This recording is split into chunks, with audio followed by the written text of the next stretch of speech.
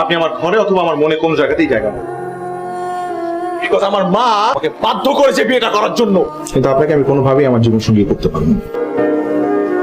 আমি বুঝতে পারিনি মা, আমি তো জীবনটা নষ্ট করে দিলাম। সময়ের সাথে সাথে সবকিছু ঠিক হয়ে যাবে মা। আপনি চাইলে উপরে এসে ঘুমাতে পারেন। আমি অনেক কষ্ট করেই বড় হয়েছি, এ যেতে শুনে কিছু হবে না। কি ব্যাপার, কাঁদছেন কেন? কিন্তু কান্না থামান। যাচ্ছি আমার ভাগ্যের কথা ভেবে।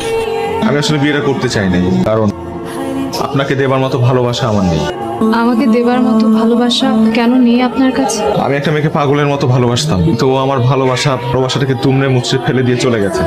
তো আপনার মায়ের কথা চিন্তা করে তো জীবনটাকে এইভাবে কাটানো ঠিক না। আমি আমার মাকে কষ্ট দিতে চাই না, নতুন জীবন শুরু করতে চাই। এটা কি সম্ভব? আপনি কি আমাকে ভালোবাসবেন? আমাকে একটা নতুন জীবন দিবেন?